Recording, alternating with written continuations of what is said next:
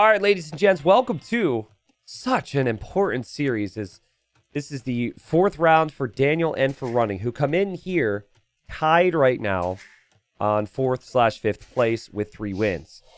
Now, both of these two are phenomenal talents. Running in the previous season stayed alive, and that was a shock to people. They thought, okay, promoted players in Season 2, they're going to just get relegated. That's what people thought, and that didn't happen, right? We had big names from Platinum get sent down, largely in part to players like Running. And so, you know, the big question for him coming into this season was, can he stay alive again? Because you did it once. Can you do it again? And honestly, he's looked very good, but he just hasn't been able to finish off players. Like, multiple games versus Doubt, I'm thinking of, where Running maybe should have won games. And Doubt and Yo at the top of this group now with 11 wins and 1 loss. But I can even think of examples when Daniel played Yo. I think Daniel could have won that one 2-1. And then Daniel's approach in the previous round against Doubt, it was not good. I disagreed with almost every strategy he went for, and one of them was actually on migration. Now, I just feel like there was a mental hang-up for Daniel on that day. I really do. Like, I think it's easy for him to maybe get overwhelmed by the moment. And I think against Running, Daniel's going to see points. He's going to say, I'm the favorite here. I should be winning here. He was very confident coming into this season. I've talked to the guy. And so I'm excited to see how this plays out. We've got Dravidians for Daniel. We've got Italians for Running. Now, let's talk about their final rounds, okay? Actually, let's just talk about the 3 players that can really, you know, move around a bit more in this group right now. So you've got Valis, who's at 5 wins right now, okay? But Valis has 1 more round remaining, okay? So it's Valis at 5, Daniel at 3, Running at 3. Somebody is either going to tie or pass Valis with this series here. It will happen, right? Because the least you can win by is 2-1. That would take him up to 5. And then the final round for Daniel is against 0-win Licks. So you could assume that would be a really good opportunity for Daniel to get 2 or 3 wins based on how things have gone. And then the final round for Running is against Valis. So, like, this Daniel Running series and then the Valis Running series, just ridiculous. And it's kind of nice that while there could be some regrets for the players to say, like, oh man, I should have beaten Doubt there, or I should have beaten Yo here. Honestly, at the end of the day, where they end up in this group is all going to be based on how Valis, Daniel, and Running perform against each other. That's what it seems like. That is if Daniel ends up 3-0ing Licks, which is far from a given because Licks is still trying his best. So, Italians for Running. It's been a little bit since we've done migration. Like, there's been a ton of migration games, don't get me wrong, but I feel like at least the last 6 sets haven't had it. So let me tell you why I think Dravidians are the best migration civ. I think this civ was basically made for migration. I think players are figuring it out now. And that's due to all the flexibility they have in early game, like the docks giving them population space. So it's a dock and a house. That's nice. Gives you some nice wood savings. The fishing ships carrying more food. That's very nice, especially once you start to travel longer distances for the food. But mainly, the plus 200 wood when you arrive to each age bonus. That, to me, is really the biggest deal here. And I think, like, it's not just, plus 200 wood when you get to Feudal, but players have been going fast castle very frequently on this map. And I feel like that is the best way to play it. So if you're doing that, it's plus 200 when you get to Feudal, and that is then plus 200 when you get to castle. So there's a 400 wood difference between what the Dravidian player has and then the Italian player has. And what players have used that wood for is additional buildings alongside Navy. So they're able to afford to make Navy in combination with a barracks and a stable and use those military buildings to take control here. Okay? So that's kind of my thinking on how things play out, right? And the Italians, they're able to be very competitive on this for a variety of slightly different reasons. So they've got cheaper fishing ships, so they do save wood. I don't know. Maybe someone can tell me how much wood you save if you make 10 fishing ships. How much wood do you save as the Italians versus other civs? I don't know what that math comes out to, but I think that's very interesting. It's also cheaper to go to the next age. which applies, of course, in Feudal Age and Castle Age and Imp. And then the cheaper dock techs, too. And that, some dock techs cost wood, so there's some savings there, but... So it's just like, I guess the Dravidians can afford to take the land a bit easier, and the Italians can afford to take the water a bit easier. It's very tricky. 10 fishing ships is slightly less than 200 saved, I think. Okay. Interesting. Now someone's saying 240 wood. Okay, so it's... So still the Dravidians come out on top, I guess? Plus you'd have to account for the fact that Dravidians don't have to make 3 houses when they have 3 docks. You know, things like that. So maybe it's like 150 wood difference. But yeah, the build that I feel is kind of impossible to compete with unless you're Japanese is the barracks stable build with the Dravidians. Japanese, of course, have plenty of wood savings themselves. Interesting mining camp choice here from Running. It's not the best mining camp for the gold, but that shows he might want to take the stone later on. Okay, so... both players are on the way up here. We have a relatively early transport ship here from Running. Now, Running is going to try this build. So let's see if he can pull it off. So he's gone up earlier. He's got 10 fishing ships. It's going to be less than what Daniel has. And it is 3 docks for both of them at the moment. Actually, no, I lied. It's just 2 docks for Running. The Running is going to need the wood for a stable. Now, if he can pull it off, I'd be really impressed. I think, ultimately, you do have to delay Navy production. But at least you're going to have the stable. I think the fact he's made the barracks at home is so he can make the stable here. I personally would like to see players actually make their stable, their barracks in the middle. I feel like the Spearman could actually be helpful, but that does mean you need the transport ship earlier. So it's like, it's really tricky to get the timings right. And smart thinking from Running, guys. He gets loom because he knows he'll be exposed out there. And he's scouting around, and what's Daniel up to? Daniel drops the market. Daniel has not dropped... Whoa. Daniel has not dropped a barracks at all. Okay, and now I'm changing my thinking. Okay, so I wonder if Daniel has changed his thinking on what is good on this map based on what he encountered against Doubt. So when he played Doubt, Doubt just went full water and never really transported to the middle for quite a long time. I think this is Daniel trying to do a similar thing to what Doubt had done. Interesting. Anyways, Running is producing some ships now. Has the stable up in the middle, and he's scouting the map right now. So if Daniel villagers show up, they could be picked off. But Daniel has no interest right now of getting villagers to the land. Now, my thinking was... And this is going to be tough for those of you that didn't watch Doubt and Daniel. But my thinking is that you need to get the second town center up quickly if you have middle control. And Daniel had middle control in that game against Doubt. But he never dropped the TC. He just like made light cav and made more docks. And he's playing in towards the guy who had committed to making more Navy. Daniel will have to be a bit sneakier with his transport ship, but the guy's on 16 fishing ships right now. In terms of res collected, he's collected more food. And we'll see how Daniel chooses to play it. We'll see how what Running chooses to do, as Running's just coming down here with the fire. And Running knows his opponent's probably over here-ish. But really looking with his scouts right now. You see this? Looking around. And what's the first thing he does in the next stage? Second TC. This would be interesting here because Daniel's got more ships at the moment. He's got a lot more ships on the way. But Daniel is going to blindly transport. He actually has transported here so we can get even another dock up. This could be a fast imp type of approach for Daniel, who right now is benefiting from the Navy approach and running late to react here. He does have ships close by. I'm not sure exactly what he's looking at the moment, but that's 3 fishing ships down.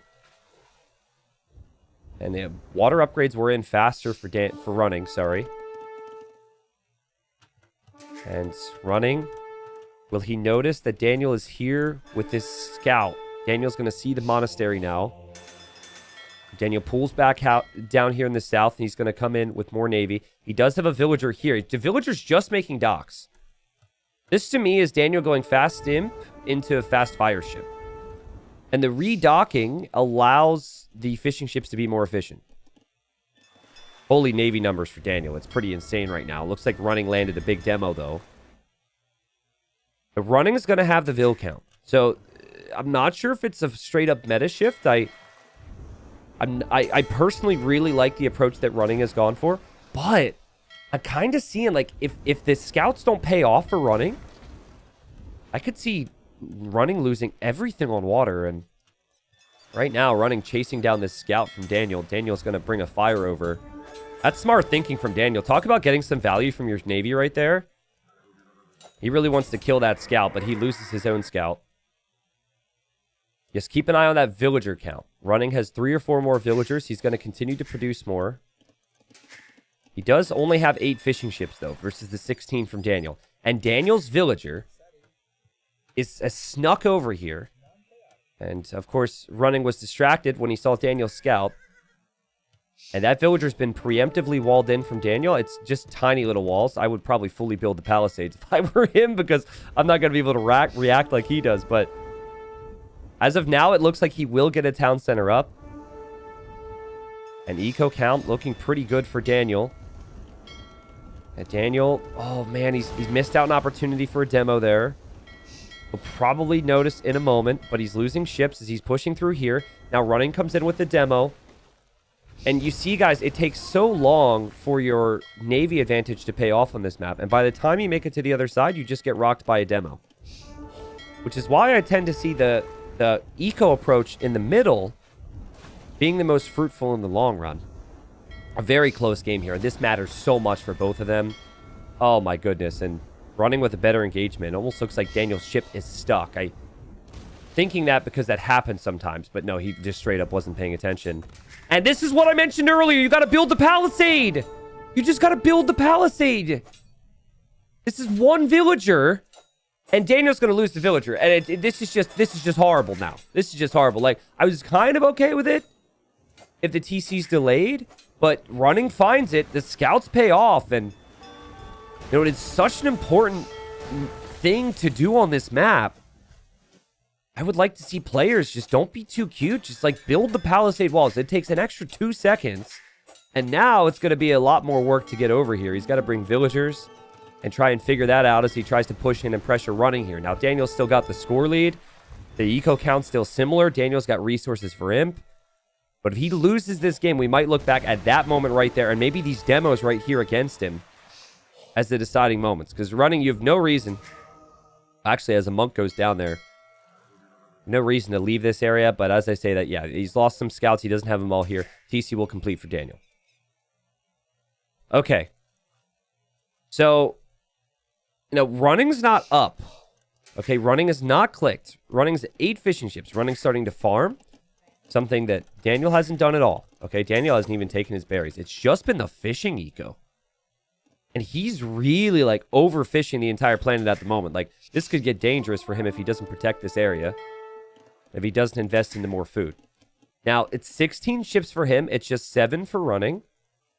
And Daniel will hope to get the fast fire upgrade, which costs wood and gold, I believe. And Daniel's collected a lot more resources. This is impressive. This is... Honestly, I'm believing a little bit more in the full water play. Because, I mean, had the TC gone up, I think, obviously, things would be looking a whole lot better. Now, the score's really close. Running will be able to hold, even if he loses water, because he has so many villagers on land. But the villagers here will eventually run out of a job. And it feels like he can't completely lose out on water. Not yet. He needs to hold on to it if he can. And he's not able to push here. It will land a nice demo. Juicy. Not bad. And he needs to land a couple more demos, maybe. A castle is going up here from running. He could have gone for the safe castle. But he's walked forward with an aggressive castle. A castle that Daniel will see. And Daniel can't do anything about it yet. However, look what Daniel does. He just buys stone. He sells some stuff, buys stone. And he'll actually drop a castle here. And what a great moment here from Daniel, actually. I love the idea from running. Because you think that your opponent's going full water, right? And that they're not going to have anything on land. But you drop that castle and then you see Daniel's an imp. And you're probably just like, oh, crap. He's making his own castle. I'm going to lose this castle. I will say not being on the third TC here, and I think doing it now would be a mistake, but that could possibly be something that is really haunted running here because his Vil count isn't that insane. I've seen instances where someone's got 40 more Vils because they had the 2 TCs up on land. But, like, running has had to invest a lot more into water and running as we speak. He's clicked up to the Imperial Age. And right here, he's still taking pretty decent fights due to the numbers. Yes, Daniels has fast fire, which is awesome, but Daniel, you are not fighting with the proper numbers right now. And running actually bringing some monks over too. He could convert a couple of these fast fires. And we'll see if Daniel can use his water control for some good here. All the fishing ships for running are currently over here. But at this point, it's farming eco that really brings you food. Daniel doesn't have any farms. It's just the fishing ships, so it's getting a little dicey. Like, this area is actually really important for food income, so he can afford other things. He will, though, Treb this castle down. So that's a positive for him. But what a close game, guys. This is awesome. It's so close. And honestly, I think I prefer running's position. I would prefer to have the Vil count, the full land control, the 5 relics. And I'm not sure if this Imperial Age water play does much for you in the long run. Now, I would change my tune if he starts to take really good engagements here and maybe start to take out some of the docks that running has around. What a great job from running to use the monks here to convert some ships. That's so helpful. Daniel, though, is fishing down here. He is going to Treb down this castle, so no castle for running. Daniel needs to somehow find a way to tech into the... he needs to tech into the land in some way, right? Because you have to be able to protect your Trebs. And castle creeping's not the worst idea right now. It's just, does he have vision here? I want to show res collected now. So, a lot more wood and a lot more food for Daniel. And more gold, actually. Yeah, so he's hoping that there's going to be some target of value right beyond this. Because if you bring the Trebs here, which is what he would need to do to hit this, it's going to be really tricky. 37 kills for running, 35 deaths. Game is super close right now. As we see the cheaper dock techs coming in now for the Italians. But Daniel has decent numbers here. And Daniel has decent enough numbers here. So Daniel's going to win this fight as well. And he could start to take out Running's docks when Running's not paying attention. So Daniel is definitely snowballing things on water. Daniel sees that Running has a castle there. He just noticed it. And he's dropping ranges now. It feels like if he could just like drop another castle right here next to these Trebs, it'd be so good for the timings here. But he's got to be careful, right? Even a couple condos in the scout could snipe that Treb. He did make a couple Yurumis, but no real blacksmith techs right now. Daniel has fished a lot this game. I really wish Capture Age would let me click like the fishing ships and it would tell me how much food was brought in from them. But he's used the Dravidian bonuses there, and Monk goes down for running. A little unfortunate. Oh, he did actually get a conversion. Never mind. Running starting to lose his docks, and Running panicking a little bit. He's queued up a militia somewhere, apparently.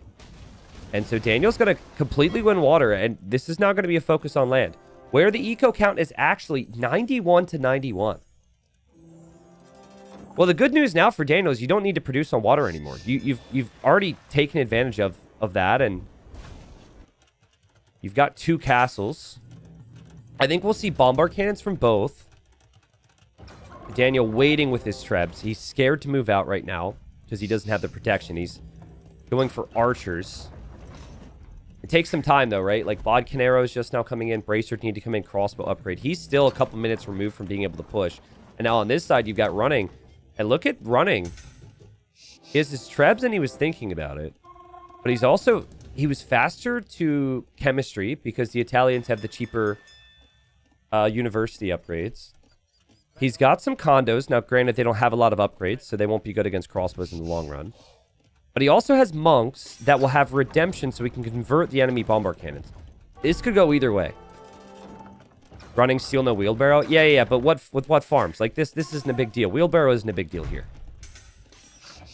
A wheelbarrow is not a big upgrade on this map. But farm count in general, very important. And there goes the Treb for Daniel. That Treb is going to go down. And bombard cannon is saved as well. Resources are kind of at the limit for both. Daniel does have more gold. Or sorry, running does have more gold because of the 5 relics. And because he's been mining a lot more gold in the middle. Because he has had the eco here. Bombard cannon down to the castle. And a monk, though, that hurts for running big time. Oh, man. Nice hold here from Daniel. As now Daniel's going to pop that with the crossbows. And I'm wondering, does running have what it takes to stop crossbows with these upgrades? They're about to be arbalest. It felt like it was just relying on the siege and the monks. The condos aren't that great against archers. They're good with their timings, with the faster Imperial Age timings. But it was Daniel who beat the Italians to Impier. I think Daniel, he'll know that the monks are out there for his cannons, so he's just going to try and protect. He loses a cannon. Also loses some arbs, but he keeps his castle up, and this gives him time. For running, I'm concerned. You know, he doesn't have ranges even built yet. He seems to have a heavy focus on monks. Monks and condos and bombard cannons might be his only play here. I think tech switching this late into something else might be too difficult. Daniel even added war galleys to the shoreline there to range some of that eco. As Daniel moves forward, kills a couple more monks. And Daniel's going to kill the Yorumi. He gets attacked by a militia. I think we all could relate to a bit of a misclick here or there. It's just kind of funny to see. A lot of people mention in these moments to go Cannon Galleon. And I agree with you guys that it's a bit underutilized for pros. But you have to remember as well, their resources are really, really at the limit right now. Like, he's not floating enough resources to justify. He actually doesn't have gold income. He's going to maybe get gold here. He's out of gold on his island. Oh, wow. He's going to actually instead transport his Arbalest to Running's island. I mean, Daniel just straight up ran out of gold here, guys. He's got these 3 on gold. He's going to maybe get the gold here. And Running has still got some fire ships. He made a sneaky dock or 2 down here, and he sniped some of the fish, too. The Running's going to have some big problems, though, when the Arbalest show up to his island. What a play from Daniel, but Daniel's lost his castle. And Running still got so much wood and so much gold. We'll see if Running can get the unit numbers to be able to handle the Arbalest. I feel like Daniel's trying to do a lot right now, and that could lead to him taking some bad fights. Like, trying to be too fancy. This is great. But now, you know, these Arbs are unprotected. They don't have as many friends. The fire ships are your friends, though, I guess.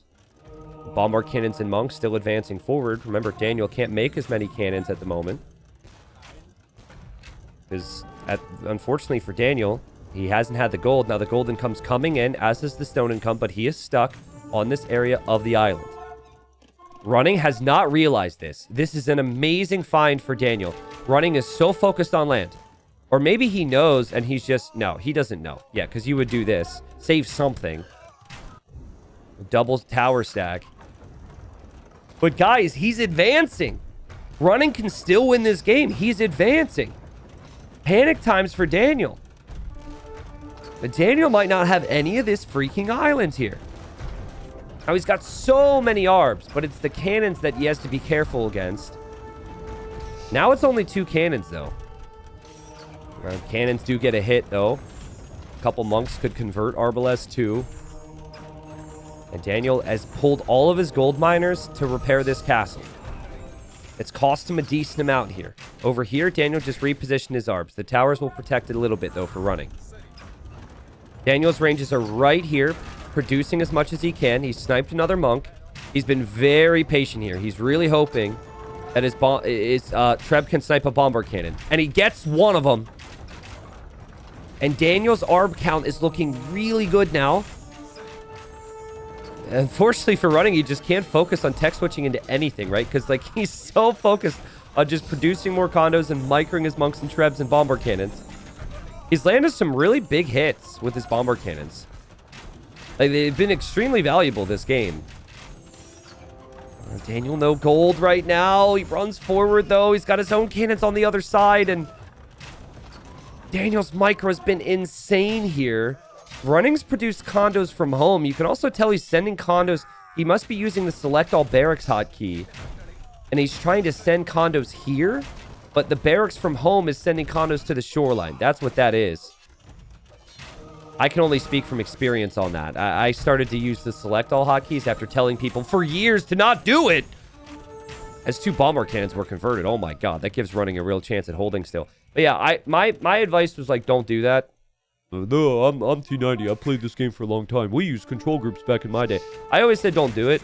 And then someone convinced me, you should actually just try it. Like, at the very least, don't do it. And now it's a habit for me, and the amount of times that I'm doing something like that, or like, I've got stables in the back of my opponent's base, but I'm trying to collect units in my base, and the units, buildings in their base is like running through their castles instead of into their woodlines. Anyways, I've had some issues. Also, these bombard cannons have been a big issue for Daniel.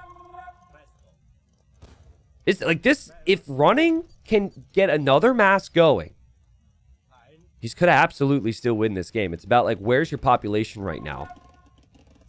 There's a lot of villagers here. Like, how many of these villagers are going to be out of a job soon for Daniel? I want to say 40. He's going to have to start transporting soon. He has 14 villagers here. He's got 26 villagers here. But the rest of his villagers are on that island still. Dravidian skirms are very strong. So, you know, mixing in the skirmishers is not a bad thing. They're not as helpful against the condos, though. So, I think mixing them in is fine, because you have more damage output, but don't know if it's all that good. Daniel, you know, he's had a good pop. He's been able to hold, so he's got stone, he's got gold, he's got everything he needs. He should be able to close this game out from here with just taking out this castle. I think, honestly, Elite Yurumi would be fantastic here. If you've got 2 castles like Daniel does, it's worth considering. But I think you only do that once you're fully pop capped and you're floating resources still. Trying to go for Yurumis now, that could mean that, you know, you're adding units that aren't fully upgraded. They get killed off anyways or converted, and then you could lose your position. Daniel's done a lot of good in this game. With a really good build, in all honesty. Not a build that I was excited about, because I have opinions based on games I've seen before, but this migration meta continues to change a little bit as we go through Titans League and get to the tail end of the group stage here. Running just hasn't had the food eco. And Daniel's going to drop a castle there, but Daniel runs into some massive bombard cannon hits. And again, the condo bombard cannon combination has worked really well for running here. We are at a point where Daniel could soon run out of gold. Daniel's going to lose his bombard cannon there. He needs something to deal with his opponent's bombard cannons. We do now see some cannon galleons being added for Daniel somewhere. So for those that wanted to see that, we'll have it. Now running, it's not pretty economically compared to Daniel. But he has 5 relics. And anytime his monks see a unit, it seems like he's getting a conversion. His bombard cannons are consistently being produced. His condos are consistently being produced. He's actually got, like, a ton of more cannons coming in. And Daniel's not showing me that he knows how to counter these cannons right now. This is really tricky. Condos are just so speedy. And then as you're trying to deal with that, the cannons are hitting you from long distance. Woot's Lightcav. Again, I'm not really seeing the res floating right now for Daniel. I think his eco is a lot worse than the numbers tell us with 130 villagers. But yeah, I think melee units would be nice. Like, I think Lightcav is actually a really nice idea. If nothing else, just to have a distraction out there. Now, this castle from running pushed Daniel off of this gold. A couple units moving through here. And for Daniel, it has been a lack of his own siege that has been the problem as he gets wrecked there as well. My goodness. Running has had lesser numbers for the last, like, 10 minutes. It's just the value he gets from the numbers he gets has been pretty freaking ridiculous. You guys know how easy it is to lose bombard cannons, right? I think we've lost 1 or 2 cannons in stupid situations, and they cost more than a Treb. They have less range than a Treb. There's about to be 7 bombard cannons here. But Daniel has lost castles. He's repaired castles. He's running out of space. We now see Pavise. That adds armor to the archer line, but also to the condos for Italians. So the condos will actually be stronger now. Oh my god. Oh, Daniel misses his volley. Running immediately goes for bombard cannon conversions. And then his cannons go in for the arbs. Now, Daniel wants to kill the monks. So Daniel's kind of okay with this. This was his choice to do this because he saw the monks advancing forward. And now Daniel uses his cannons versus that Treb. That was very well played from both. Dude, what is this army? This army. How many times do you think Daniel has fought up against this many bombard cannons and monks on this map? Oh, Daniel with a big shot. I think this is smart from Daniel. Like, the best thing that he could have... Huh? Huh? Okay. I think the best thing that Daniel's done over the last couple minutes is just add his own bombard cannons. Running's population is higher than it's been in a long time. It's up to 160 now. Go, transport! Transport! Transport! Transport! Okay, it's dead. But, you know, Daniel's finally mixing in some other upgrades. He's dropped barracks in the back here as he's going for probably champion line. And champions would be really good here. He just needs to take that time. He's got to get supplies, which he's doing now. I think he's only on man-at-arms, so he'll need to go up to longsword, and then he'll need two-handed swordsman, and then champion. The good news is Dravidians have cheaper barrack technologies, though, so you should be able to afford it. And you see what I mean? You get to 200 pop, you get to a position you're stable, now you get that killer tech switch in. Instead of trying to tech switch before, you know, or like during a period where you're having problems. What a game. Great job from Daniel to add farms here, by the way. 37 of his farms are there. He also has had cannon galleons on this side. We haven't seen them over on the island, which is what I think people were calling for. Yeah, running's in trouble. A lot of his vills they're not even running because they don't have wheelbarrow. They're just walking around. I mean, Daniel's attention to detail is truly something else. Like, to pull back there when you're also looking here and also tech switching is wild. Good job from running, obviously, to try and convert those ships. Feels like Daniel just needs that big champion switch to maybe finish off this game. But there's going to be a big dive from running before then. Running's got 36 condos. We have not seen this many condos from him in this game all at once. And he's got 6 cannons too, guys. There's Woot Steel. Really strong upgrade for the infantry and the cav for the Dravidians. Daniel hasn't produced a lot. He only has 3 barracks. It feels like maybe 10 barracks and he's golden, but a big push coming from running. This is going to be insane. What a game to start our series. Daniel will actually convert some of the siege that Daniel has here, and here come the condos. I think Daniel's going to lose his castle. Now, if running knew that champion was going to be coming in, I think he dives. Like, if he knew he was on a timer, I think he would take the dive, but he doesn't know this. And he did just lose his castle over here to those cannon galleons from running. Very nice addition. Or, not from running, from Daniel, sorry.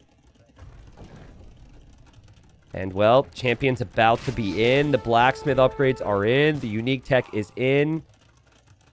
Running's pop is actually better. Again, better than it has been in a very long time. He's made his way up to 200 pop. But now it's Arbalest and champion. And these champions are no joke. Running. Does he take the fight here? He's maybe waiting for iron casting, so he has a bit more attack. Castle's going up there from Daniel. Interesting. Running will probably pull his cannons back to deal with that. But then as he does that, Daniel comes in on this side. They are both at 3 wins. They are both desperate for wins. And what better chance than against each other here as both players are losing plenty of units. The champion meat shield is gone. Running still has cannons alive. Yes, he lost cannons, but he's still got cannons to take out Daniel's castle here. Daniel's got 50 champions in queue. 50. And he's got plenty of barracks coming up. But the bombard cannons haven't been killed. The bombard cannons are going for the castle. Daniel trying to dive in with his arbs. He's going to snipe the monks here. I actually think that's worth it. Maybe it's not worth it if you're low on gold, but I think if you've got the many champions in cute, you're fine. Because the monks have gotten a lot of value for running this game. You don't want them to have more. More conversions, more healing. And Daniel's Treb's exposed here as they go for this castle. The castle will stay up for running. And now running isn't mining any gold. Running has actually mined all the gold available on his side. He's just got the relics. And guys, what is this game? This game is incredible. This game is nuts. Running's going to be back on this gold. He's got another castle. Daniel doesn't have the siege to push right now. This game is wild, man. I think Daniel could definitely lose this game because he doesn't have siege right now to push.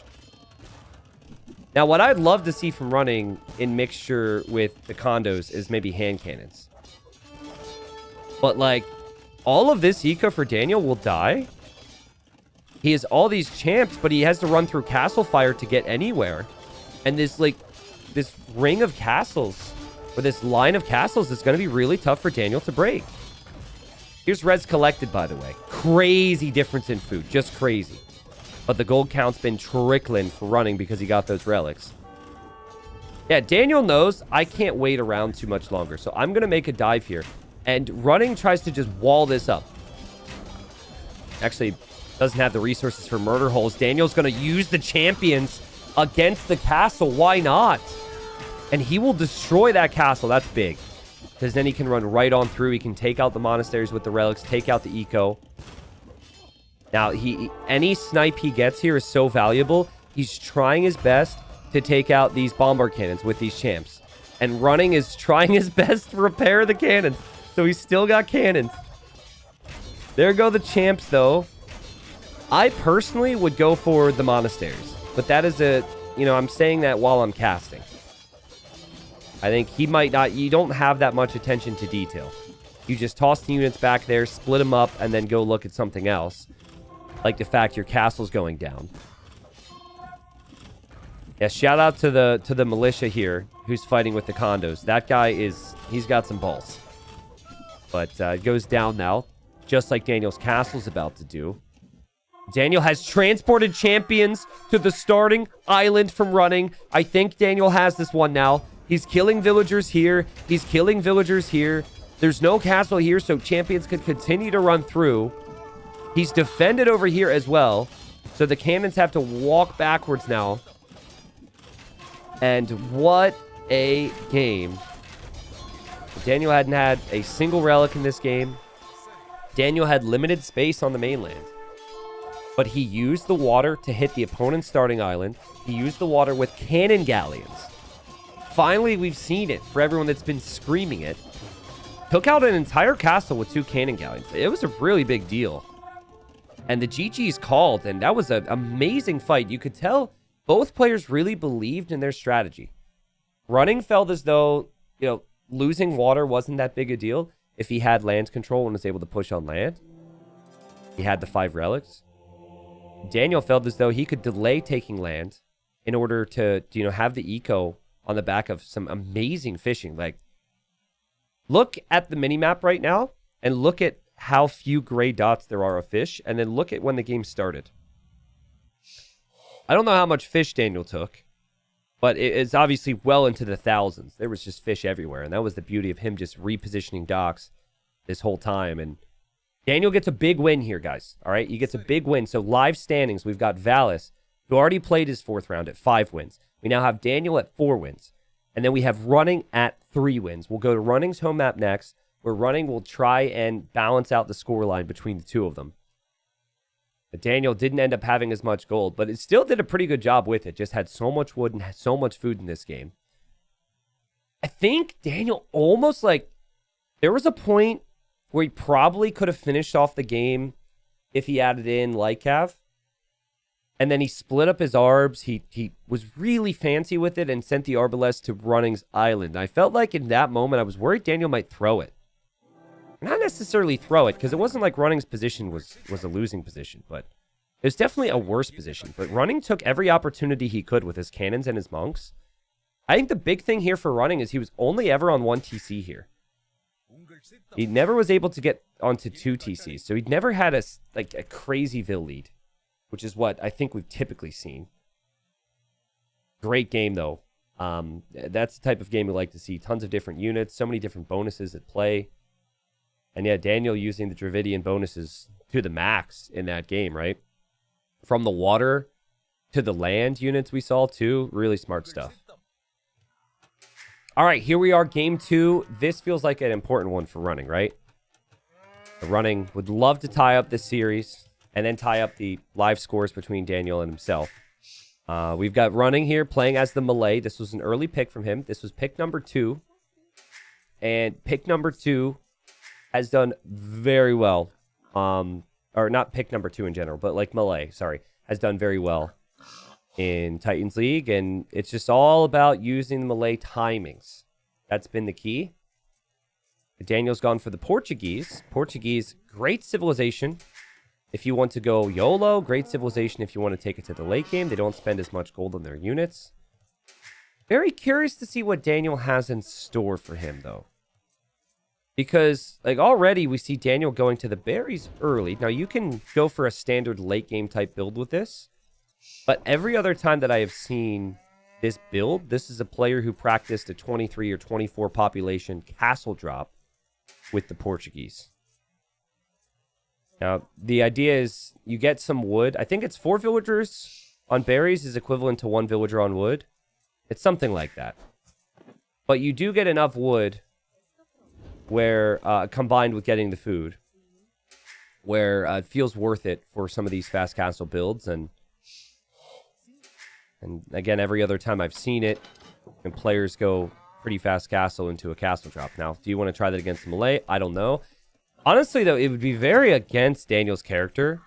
Like, yes, Daniel's a kill, kill, kill type of player. He wants to move forward all the time and be aggressive, but is very much against his style to go castle drop. He is more of a, play through the stable and the archer range and make your standard type of units. I can't tell you the last time I've seen Daniel focus his strategy around unique units. But maybe he doesn't feel comfortable here. Like, maybe he respects running so much, he figures YOLO, and let's do something he doesn't expect. Now, this is where it's kind of fun with the whole Malay thing. What Viper would do, what we've seen like Leary do, Tato, like a lot of the top players, they're going to go fast feudal into the wooden farm upgrade. They farm a bunch, they go up to Castle Age, lightning quick time as well, have a really good eco. But what I have seen arena style players do with the Malay, on arena at least, is they don't do that anymore. They just go fast castle. So they'll go up to like 27 vils or 28 vils and then go up. Like, I feel like the arena style players haven't been doing the build. So, considering it's 4 on wood right now, and we see the amount of houses here from running, I think running is going to just go fast castle. He's not going to do the fast feudal play. I figure that is notable because you will arrive to Castle Age faster with the build that running's about to do, but you just won't have like horse color for your farms and whatnot. But okay, think about the difference in the builds. So one, you have fewer vills, but you have tons of eco upgrades. And when you get to the next stage, your farms aren't reseeding as quickly, blah, blah, blah. So you save a lot of res. But with the build that running is going to do, I believe, anyways, yeah, I'm 99% certain he's doing the build. You have more villagers in Dark Age and Feudal Age to bring in more resources. So if the idea of going for the fast uptime approach is to get more resources, it makes sense as well to just not cut vill production and then get more resources. So I think that might be it at the end of the day. And like, if you want siege defense or monks or anything like that, the build that gets you to Castle Age faster will be the better build for those units. So I guess with that said, I can kind of see running's choice being pretty good. Map looks like a Mermaid Man. Like Mermaid Man and Barnacle Boy? Mermaid Man? I don't know if there's any other Mermaid Man. Okay, now he's clicked up. Now I'm confused. This definitely isn't Fast Castle. Okay, so this is just I mean, I've done this build quite a few times, and I really feel like if you're going to do it, you go up on 20 pop. But this is just a similar line of thinking to the other builds that we've seen. Daniel, though, will he go stone here? I'm not seeing Mermaid Man, by the way. I see a nerd with glasses. This is like the nerd map. Yeah, Daniel's not going to head to stone. Daniel's just going for a standard fast castle. And we'll see what his plan is off of it. But yeah, I really like the builds from Daniel to take the berries early regardless. I think at the end of the day, it all evens out. Yeah, like, look at the resources banked up right now for running. I'll have to talk to him about this. I'm curious on if he's done testing. He just goes up a bit later than what I've seen a lot of other people do. Daniel hasn't left his base because he was scared. This is also really smart. He knew the potential for the melee to go fast up, and he doesn't want to lose his scouts, so he just stayed in his base. Actually, that's not true. He went forward, then came back. So I'm thinking it'll just be scouts and adapting from Daniel. I think that would make the most sense, and wouldn't surprise me if we saw scouts eventually from running as well. But this is running's home map. If he doesn't win on this one, we go to Land's Madness, and this could be Daniel's real chance to recover, guys. I was so hyped for Daniel and loving his play so much in this season. He beat Valis 2-1. He took a game off of Yo. Almost took another game off of Yo. So, you know, he had 3 wins. I was like, holy crap. He's going up against Doubt. Like, if he could take games off of Yo, he can take a game off of Doubt. And I just didn't like anything I saw from Daniel in that series at all. Like, even the Civ picks on some maps, it definitely felt like he just was having a day. And so far today, he's shown the level that we know he's capable of. And similar story for running. Because I feel like running, he could have taken games off of Doubt and is probably regretting not doing so. But yeah, it'll be really fun. Like, in this group, after this series concludes, everyone will be pretty close in the middle of the pack. Valis, Daniel, running will be all very close to each other, assuming running gets a victory. I think if running does not get a victory... Yeah, actually, if running doesn't get a win today at all, he would have to 3-0 Valis to survive, I think. Because Valis is at 5 wins, running would then be at 3. I'm not sure how that would work. Actually, that might be incorrect. Because he could... Wait, no, he can't win 2-1 in that series then, right? Because Valis goes up to 6 and then he's at 5. Yeah, running needs 1 win. Both of these players need 1 win for a chance at survival. And if they get multiple wins, obviously, more opportunity to potentially squeeze into 3rd place and go to the playoffs. So Daniel has added archers. And he's going to send a villager forward that does not have loom. Running is clicked up. Daniel's clicked up. Running did it on the back of horse collar farms, though. So... And also, you spend less time researching the next stage. And there's scouts being added. I don't think Daniel knows his opponent has scouts right now. He's going to find out the hard way. That villager is not loomed at the moment. So what's the plan here, Daniel? Are you still going to continue moving forward here? It feels like you could lose this villager to these scouts. There's only 3 archers. They're not upgraded. About to be 4. And Daniel's going to drop a monastery here. Yeah, feels like this is a must-win for running. But, I mean, he could win in Game 3. It's just against Daniel on Land's Madness. After Daniel would then have 2 victories, I feel like that game is just not a game that you'd have a lot of faith in running. Okay, so Monastery. And running invested a lot of those resources he brought in into this defense here. He went for armor. He's also gone for light cav, and he's also going for a siege workshop. All of which I think is really nice. I also really like the TC spot. I also like the farm. Little T90 farm action. Good stuff, running. Exactly, David. Like, Malay now have a 6-ish villager lead. It normally comes out to like a 6 villager lead. And then you have better eco upgrades than your opponent. This is just ridiculous on Hideout. On Arena, players don't opt for it as much because with the extreme safety that Hideout provides, generally fast castle play is the way to go. Daniel Scout just looking for relics at the moment, which we haven't really talked about too much, but he's got this one already. And then there's these two over here. So relics are maybe a little better for him. I don't know. But Spearman gets sniped. Well played from running to catch the reinforcements. And here comes Daniel. But, like, what's the attack going to accomplish here? I think Daniel was trying to surprise running, but running's like, oh, okay, this isn't a big deal for me at all. I've got a Scorpion now. I've got the Light Cav coming in to kill your monk. And you could see the comfort for running at the moment. And maybe how Daniel trying to force the issue a little bit too much in this instance. Now, I was expecting running to repair this, which he has not done. And honestly, I think this is not too bad for Daniel at the end of the day. Daniel still with potential to apply pressure. Daniel's villager still alive. Daniel took out a Scorpion and a couple Light Cav. And Daniel's going to go for a Siege Workshop.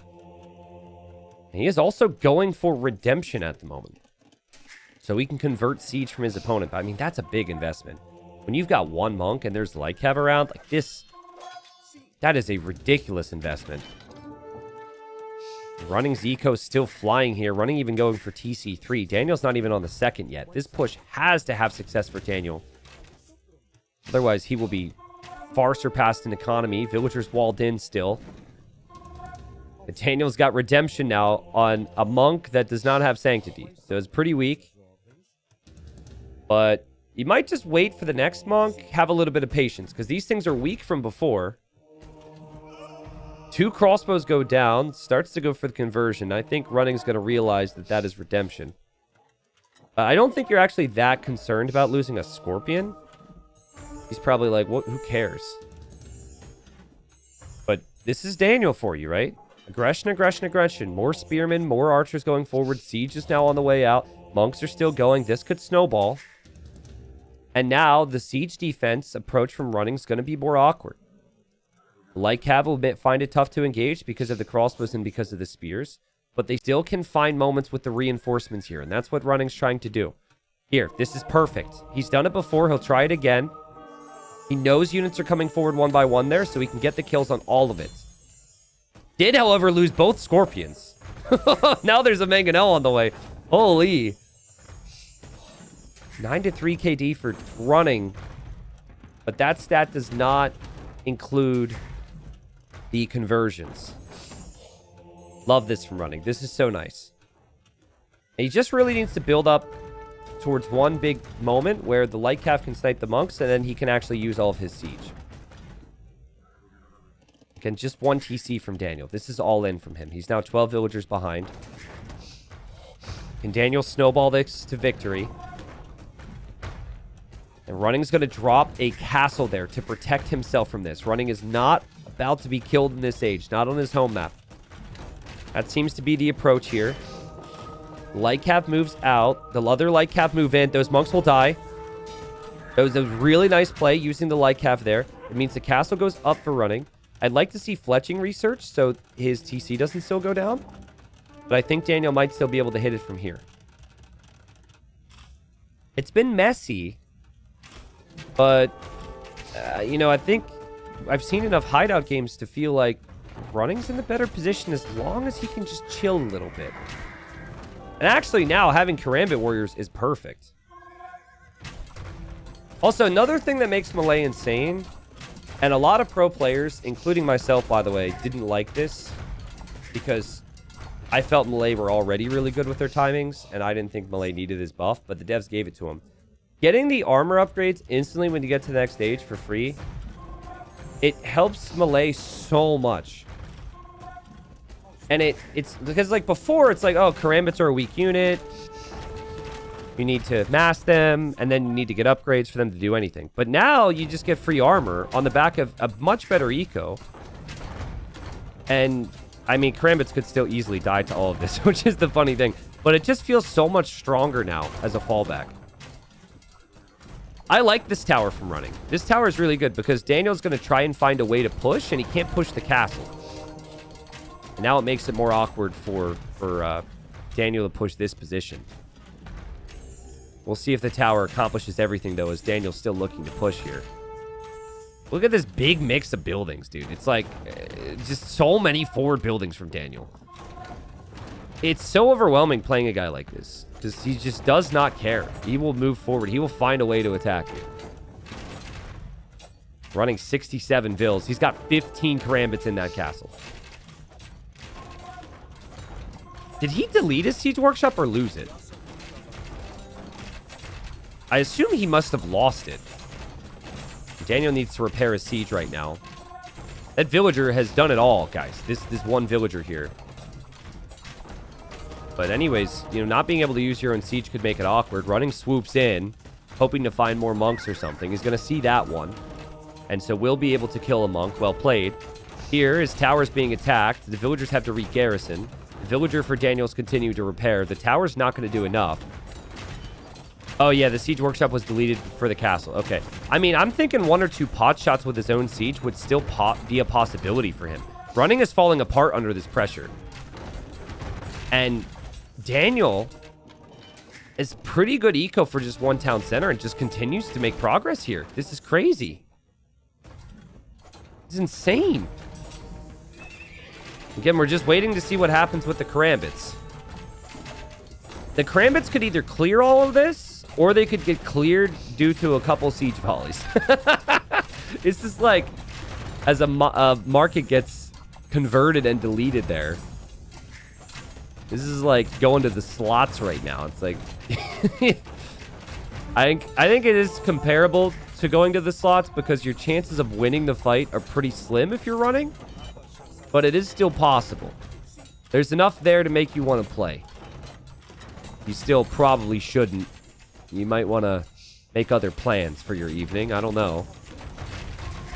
Just consistent pressure all the time. Running, expanding more eco, getting the gold, getting to the stone, dropping a new market. He actually went for a blacksmith, which tells me he's going for planning on upgrades. Daniel, he's just going to drop the second TC finally. How many buildings has he destroyed this game? As he's going for another TC. This is what I mean. I think if running had siege still, he could eventually pop out and just get some shots and then back away. Not having his own siege hurts. And here go the Karambits. Oh my god, that is a lot of Karambit warriors. And who wins? The siege will go down. We know that. The crossbows we'll see. Now, if you didn't get the armor for free, this would never be a fight you have potential of taking. You have that potential now with the melee. And these teensy little knife dudes have all kind of died anyways. But, I mean, they cleared up the push. You cleared up the siege, which is what you wanted, right?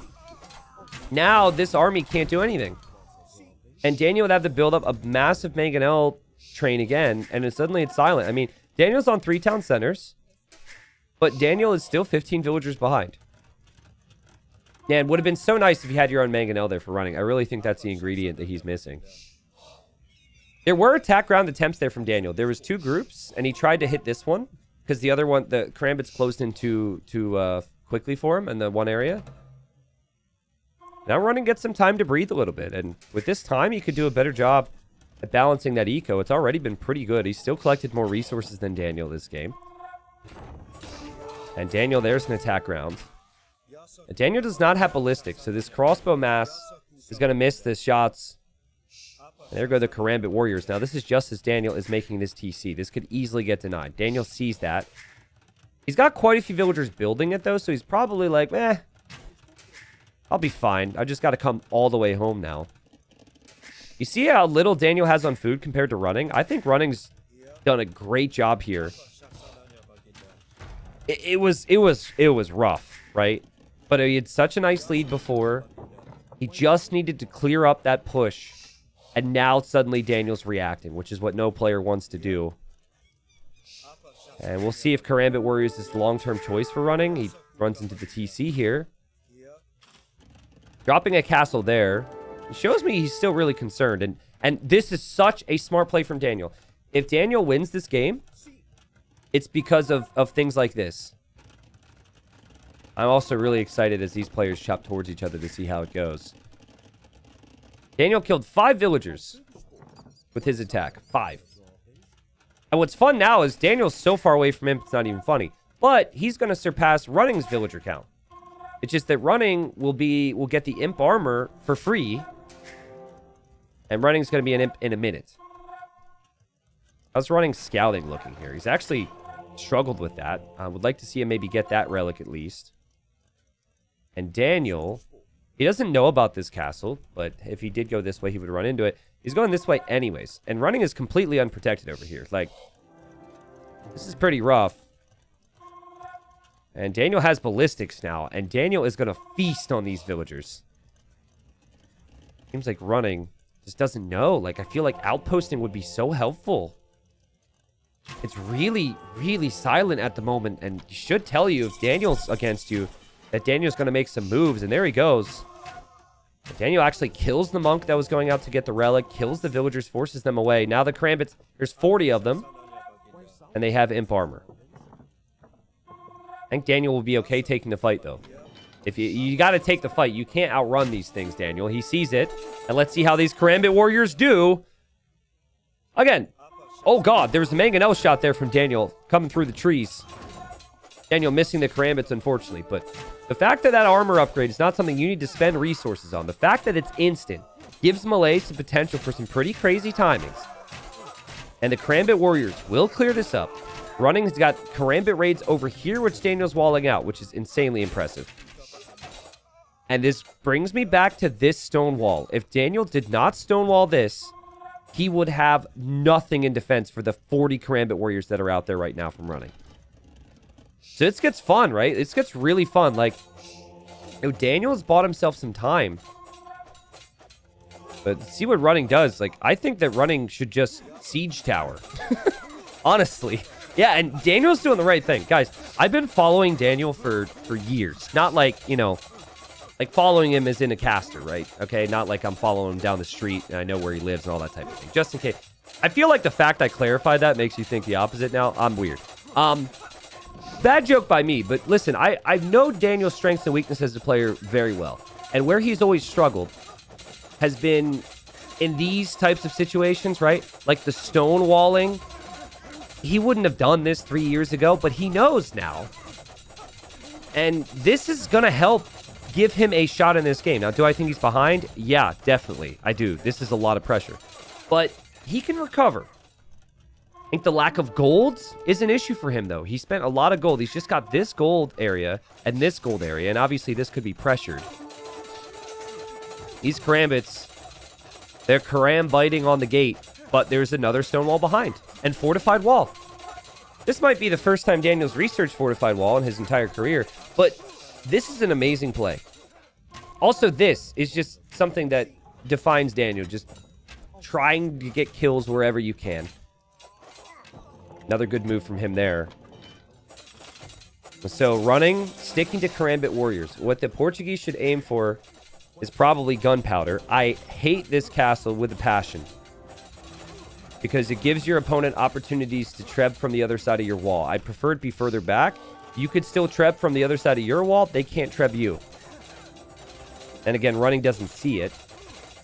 Daniel's probably thinking that maybe these Karambits won't get through, and maybe the treb can't see him. But yeah, there's the treb there from Running, and well, now Daniel's going to start losing the treb war. Daniel's converted Karambit is defending over here, which is kind of a funny sight. And there's a couple more Karambits from Running as he continues to go to that area. Also, there's a Karambit there, just protecting the stone. Gotta love it. Karambits are through. Daniel needs to wall more. Legend of Fat Slob. There he goes. That's so many Karambits. They're not elite, but, like, Daniel doesn't have the resources that Running does. And the Karambits are actually going to attack the castle. It might be seen as wasteful for some, but there's no murder holes. And it just helps against the castle fire. And it is constant pressure from Running here. And Daniel's castle is the most important thing to his defense here. Behind this, he's got gunpowder on the way, though. The Running just trying to kill before, you know, any range students potentially come out here. And Running's going to wall this side so he doesn't get annoyed on the other side. So he will fully focus on this area. It's 3 Trebs for Running soon. I mean, Daniel's castle will go down. And I think the second Running sees hand cannons, you just pull your Karambits back. Yeah, pull your Karambits back. And then you win the Treb war here. Now, I think there is a very good chance that Running, he has faith in this whole infantry bombard cannon play that he tried before. And, like, in the previous game. And I'm not seeing any real interest in him in tech switching, right? Like, no ranged upgrades whatsoever. He's actually adding battle elephants into the mix. Cheap elephants for the melee. They do lack a lot of upgrades, but just a little bit more thickness to the army. You've got the tiniest little dudes ever, and then you've got these thick boys. I don't hate it. They're cheap enough where I think mixing them in makes a lot of sense. A 250 HP a pop. And Daniel's just massing hand cannons right now. Daniel does not have a castle, guys, which means he can't research arquebus for his gunpowder. He can't make Trebs. But Daniel is well and truly on the defensive. Running with so much opportunity here. There's stones and golds all over. I don't know if he scouted it this game, but like, yeah, he sees it. If he can just take some deep breaths here.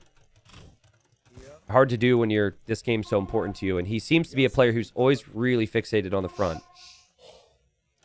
That'd be really nice. Now, did Daniel see the elephants? He didn't.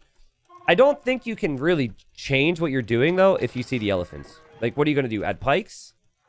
Against Karambits? No. You don't add pikes. But it's notable he doesn't see them. You would just need a lot more army. Is what you would need. A time for Daniel to cut through the middle. I don't think that would be good if your opponent can send Karambits in. Like, if you just have gunpowder, I think you want to keep this middle closed. But eventually, could be an idea for Running. And Running is researching... Can the houses see... Oh, man, the vision still can't show it. Running is researching Onager. So, speak of the devil. There's the castle for Daniel. It's a very safe castle. Because he knows that castles like he built before would be a problem for him. He's balancing his economy. He's waiting. He's trying to snag his first relic there. Which is pretty comical. The elephants are looping around. Because it's funny because Daniel could see it if he looked at his house. If Running's not careful. And Onager upgrade's now in. Daniel's going to have no defense for these elephants. This is so good. Oh, boy. They're not elite, but I don't even think that matters. And Running just holds this position. I think Running probably should maybe add his own walls next to this, but that's kind of awkward. And again, it's not like Daniel has Cav. Daniel's point of view. It's quiet. It's peaceful in the economy. Nothing that hasn't happened for generations is happening in this eco. Did he see that? He spotted it. He spotted it, and he's adding more walls. The Onagers are going to take out the trees, though. And Daniel, it's not going to be Karambits. It's going to be something much bigger than that. Something that you will be terrified to see. It is a horde of elephants and Karambits. They're working together. Oh, boy. So, you know, just like 6,000 HP of fonts coming into your eco. Now, hand cannons do a lot of damage. And these aren't elite. They lack armor, all that stuff, right? So it's all noteworthy. But you still got to deal with it. And the hand cannons have to run away. They're a hit and run type unit. And as you run, 3 bombard cannons die, which you cannot afford to lose. And it's just thump, thump, thump, thump. Elephants nonstop. And what's to stop you now from pushing this region, right? You could push that region again because Daniel's got everything here. Now, Daniel's microing this well. Like, I think all things considered, he's done everything he could have done against this. He created more choke points. He tried to wall it up. Unfortunately for him, more trees got chopped. He's microing those hand cannons. He hasn't lost a lot of hand cannons. His pop is actually still decent. He does have a Fatoria, though, so that's adding to his population. He sits in a choke. That's good, too. Now Running's coming forward with more siege, though. Running's dropping a castle next to this, and Running wants to go for the kill. Running lost a lot there, guys. The KD for Daniel's looking pretty tasty. But something that players like Running do a really good job of is they do not trickle Treb. When they move forward with Trebs, they've got the number ready to take out the desired building. And so, I mean, the Trebs are over here, but he just loops them right around. And now Daniel can't get anywhere near this because the castle's up. And this is just textbook. Textbook closed map style pushing.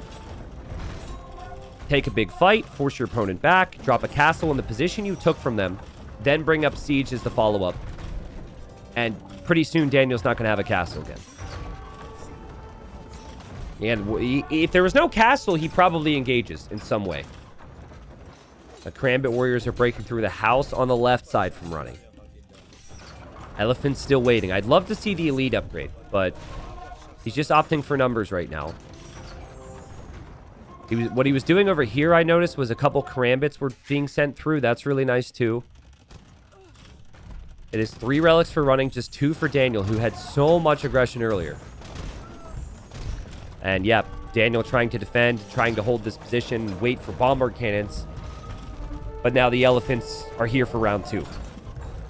And they're just so cheap with the melee. Like, pro players, 95, 96, 97% of the time, everything they do is optimal, guys. But I would say the majority of pros need to be going for cheap elephants with melee more as a big onager shot hits. A big onager shot hits. There's so many weak hand cannons here. I feel a little teased there. I thought there was going to be a follow-up shot, but the GG's called anyways. Running uses the Karambits. He uses the eco, and he uses the elephants, and he wins this game. And now, again, live standings. We've got Valis, who's already played his 4th round, at 5 wins in the group.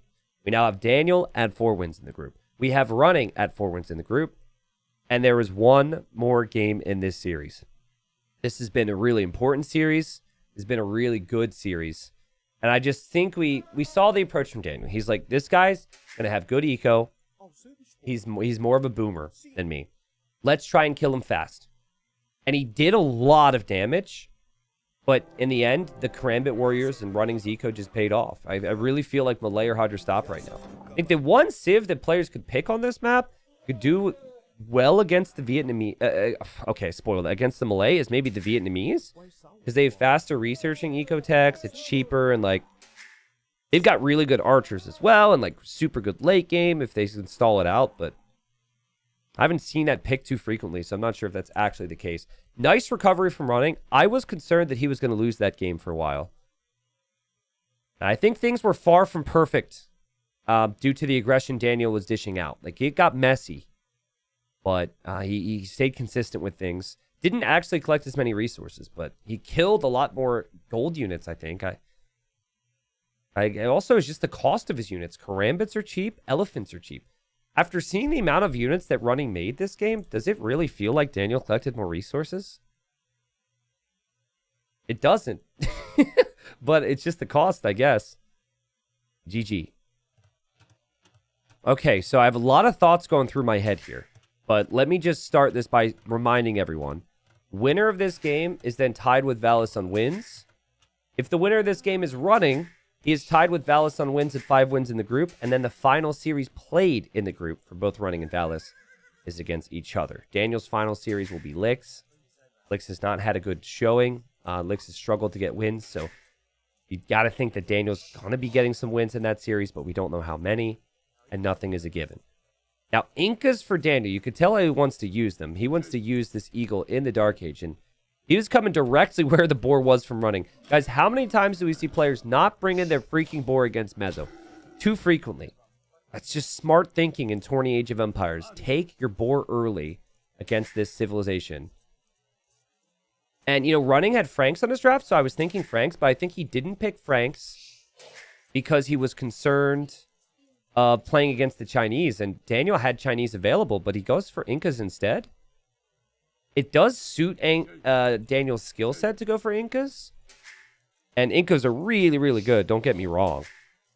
But usually this has been a scout map, and Chinese playing into stable units is really clean. So Daniel went forward to lane, didn't find much. He'll just come home now and start to push in some deer. Now, I don't know the frequency in which running speaks to Dragonstar, who's a player who will be in Platinum next season. He was in Gold this season, but he will be promoted next time we do this. But I know that Running and Dragonstar played a team game tournament or two together. So I have to imagine that Dragonstar and Running talk. And I remember Dragonstar going Vietnamese and going for tons of Cav Archers in Gold League, which is the same map pool. And I've been saying, like, kind of along the same lines of some opinions I expressed about the Malay, like, I think the Malay were always sneaky good before the devs buffed them. They were always really good on, like, hideout and whatnot. And then I think the Vietnamese were always sneaky good in a lot of different settings. But I guess, I don't know, maybe the win rate wasn't reflected. Maybe someone on the dev team is a big Vietnamese fan and they were like, give them more. And like, before it was cheaper eco upgrades, and then you have more HP on the archers, which applies to Cav Archers too. But now it's cheaper eco upgrades, but also they research faster. Which I don't think it's that big a deal for like the wood and the farm upgrade. But that's a pretty big deal for things like wheelbarrow, handcart, bow saw, and whatnot later on. So I think Vietnamese are really strong. And also on this map, you know where your opponent's TC is. And this is a map where players don't normally scout early. So you just push in deer the whole time. And there will be no surprises for you. So I know it's an archer sit, but I really think going scouts suits the map. And scouts into archers would maybe make sense. Whereas Daniel, I could see doing like...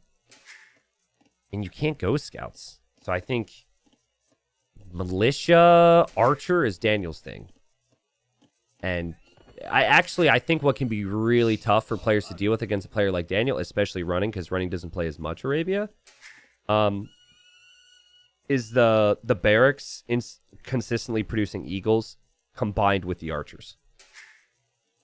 Because if you think about a standard scout approach or archer approach, you don't produce anything out of the barracks usually. Maybe you make one spear, but it's like barracks isn't producing, archer ranger stable is producing. So it's one production building.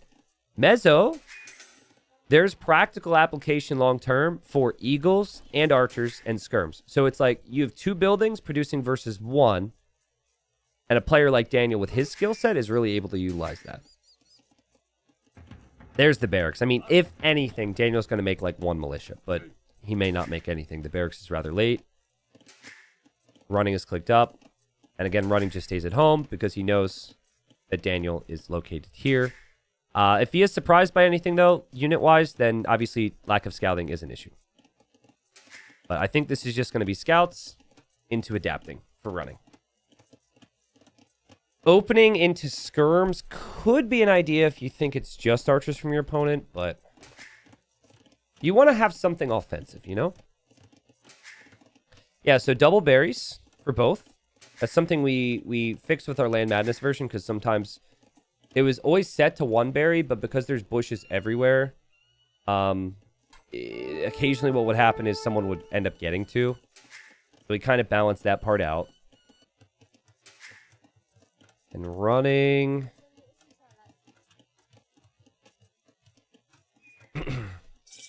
Let's see. There's the range for Daniel, so it's going to be Spear Archer. There's the stable from running. They both are up at the same time. With Incas, you can spam Eagles with 2 barracks pretty much at the start of Feudal. You can, but Eagles take 60 seconds to produce in Feudal, which is too long in my opinion. And it's still fairly pricey. And Daniel loses his Eagle there. So I don't like the double barracks build at this level because it's also, with no range units, players are just going to wall up, right? So what are you going to do? Just attack a house with a bunch of eagles that took forever to create? Is there a hole there, by the way? I think the Ibex is trying to tell me something, but I imagine running would have checked that. Weak scout looking, and we'll see Daniel's base, and we'll see that. And Daniel has been making skirms. I wonder if he expected skirms from running as the opening, or like archers. Been interesting. It's full trash from Daniel. I mean, this does play in towards the Incan bonuses, because the Incas have a discount on their food units starting in Feudal. I actually might start in Dark Age. I forget. I know it's tiered. Sorry for not knowing that specific, but... I mean, from what I know, the trash units for Incas, at least in Imp, are cheaper than Byzantines. I didn't know that as of a couple weeks ago because I never really thought about the math of it all. But this could be really awkward to deal with. So it is cheaper, and it can be smothering. It's just not the type of play that you expect from Daniel. Daniel goes for things that typically are going to kill as quickly as possible. And Daniel's walled up the wood line. He's walled up the gold. Big game here. Like, realistically, if Daniel wins this game, I think Daniel's going to end up going into third place in the group. Because Lix has been struggling, and I could see Daniel being a heavy favorite in that series. If Running wins this game, it's anyone's freaking guess what ends up happening between Dallas, Daniel, and Running. See what I mean, though? How there's more army because you produced out of the barracks and he produced out of the range consistently here. But now, Running's got scouts, and he's going to have skirms. So he's going to use his skirms against the spearmen from Daniel. And then the scouts are going to be against the skirms. And I just, like... I have not been convinced at all with this opening from Daniel. This is so far from what you expect on Land Madness.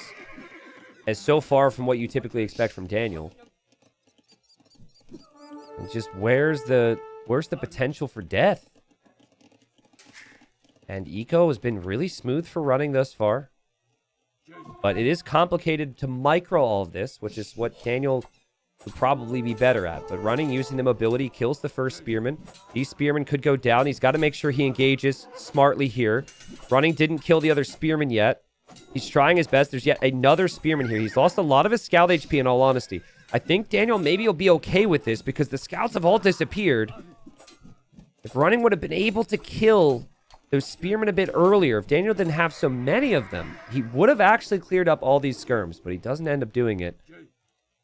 And now he needs to produce more scouts. Now he needs to produce more skirms, and he's dropped into a tower, and this is just... It's just awkward to fight so many units. And Running thought he could get a good fight. But it is not, or it has not happened for him. And Daniel will take that. He'll be happy about that. Also really needs a house right now. Super pop blocked. There you go. Incas do get more pop space in their houses, though. And never bad to get Town Watch. Running has produced a new scout, and I think in his mind, he's kind of worried as he's now housed as well now, so the stress is insane. I think he's concerned that if he produces too many scouts again, that he won't make it to Castle Age. So it's a skirm v skirm battle, as we all expected here on Land Madness, and Running actually clears all this. Very well played. He'll clear up the Eagle as well. And he also went to Stone. And now he's going to see Eagles. Still uses skirmishers against the spear here. And might need another scout in a minute. Feel like these villagers are exposed. Food eco is looking pretty similar. Both players going to go heavy onto the double berries here. But again, the berries is forward for Running, so... I mean, you have that, but then Running has 14 farms. Running's food eco is actually not bad. Running could also build a tower here to try and defend. Daniel doesn't know that Running has a tower on the wood line yet, so he's headed over there. No potential for counterattacking for Running is a problem, though. And Daniel's just like a freaking bot right now. Production out of 3 buildings, just trickling them forward. This is crazy. Guys, like, he barely walls, and it's just aggression, aggression, aggression. Like, it's so wild. That's a lot of army right now. I don't think you can realistically deal with this much army in Feudal Age. I think you need to hope to defend and play towards Castle Age if you're Running. It's crazy. The ranged units have fletching. The Eagles then have armor. And Daniel, thinking this game may go to Castle Age, uses his market, sells all of his stone. He's like, I don't need that.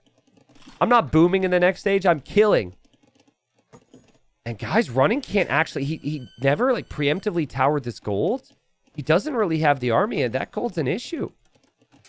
None of Daniel's resources have ever been an issue because he's never been attacked. Like, this is all exposed, but Daniel knows that Running... He's got Running exactly where he needs him. Exactly where he wants him. 7 Eagles. 6 Skirmishers. Running's actually killed more units, but Daniel's just created more. Tower will go up for Running. And honestly, running, you've got double tower. You've got a tower on your wood. You've got a tower near your gold. I think you have to counterattack now and get damage. And that needed to happen yesterday. Like, he went forward, saw this once, and that's been it. Oh, man, I'm seeing some economic issues, like farms that are vacant now. Berries completely vacant. This, like, random villagers headed over to the wood line. And he's just clearly really distracted at the moment. Daniel's hunted this down. He's followed it anyways. And the Inca villagers are affected by the infantry armor in 40 seconds once Daniel's in Castle Age. And Daniel doesn't run. He just brings his eagles over.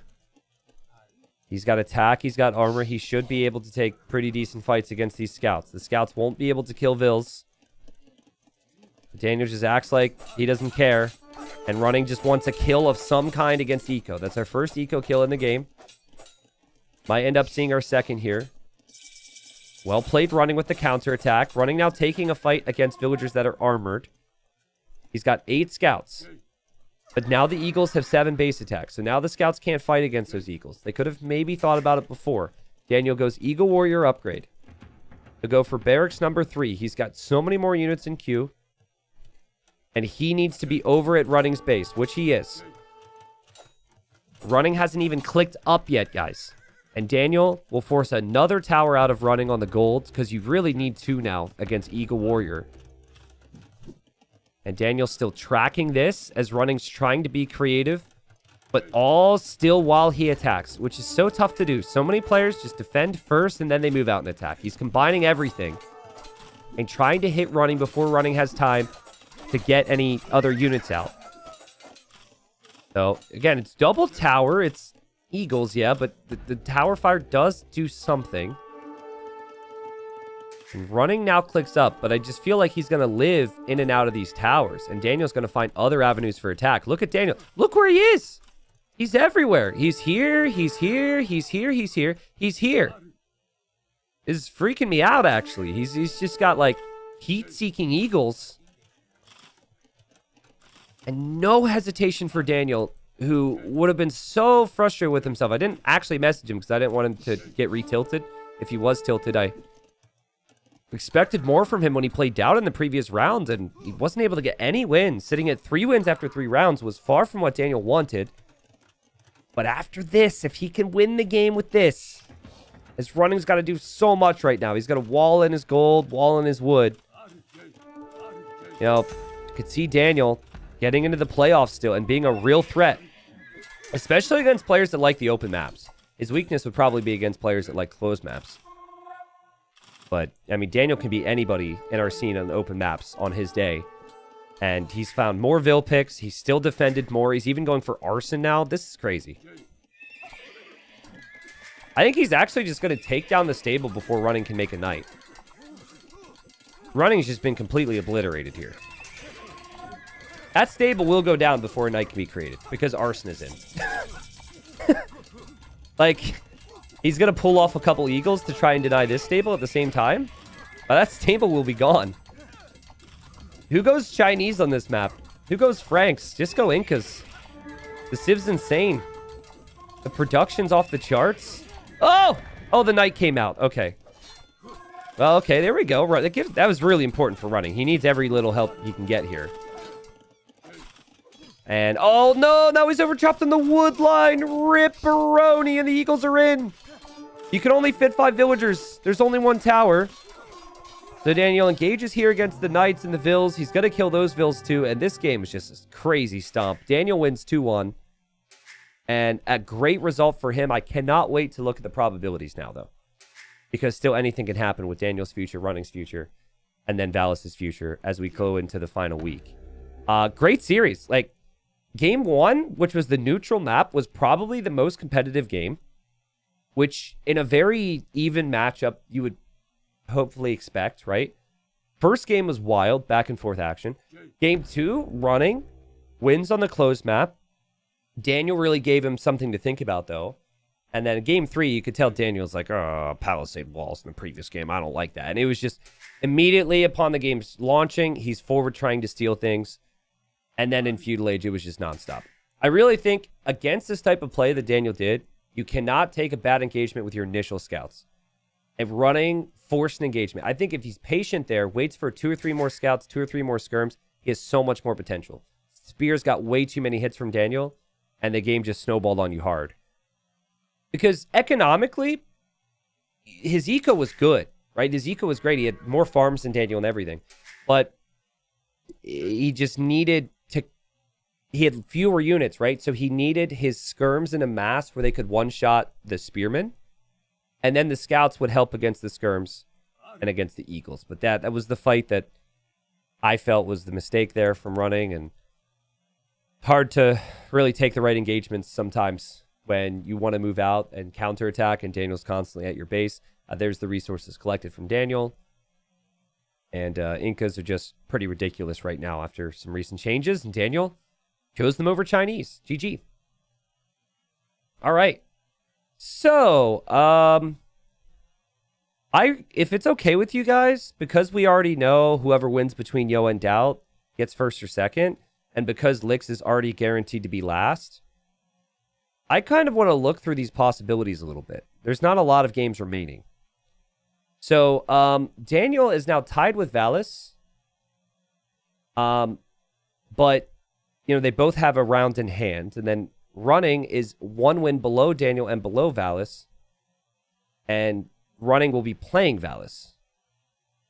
So let's talk about it. So let's say, I think a very fair scenario for Daniel is at least a 2-1 win for Lix. So let's just do that, because Lix hasn't won a game. I think Daniel's favored to get a 3-0, but I've seen situations before where the player in his position doesn't. Okay? So let's just say it ends up being 2-1 victory for Daniel against Lix. All right. Well, then Valis would have to get a 3-0 to pass Daniel, I believe. Yes, because the first tiebreak is sets 1, which is the thing in parentheses here below. And Valis would never be able to get 3 sets 1. Not to mention Daniel won their head-to-head, which is the next tiebreak, but whatever. So I think Daniel's in a really good spot to get third now, because he only needs 2 wins versus Lix, in theory. But realistically needs 3, because Valis, I think if he wins 3-0, would steal it, right? Let's see. Yeah, Valis could steal the playoff spot, send Daniel the 4th, and then running is then relegated. Okay, but let's talk about Valis 2-1. What happens then? Okay, Daniel's still 3rd. Valis then obviously goes to 4th, and then running is there. I think, honestly, for running, what happens if running wins 2-1 against Valis? Oh, baby, it's a relegation fight then.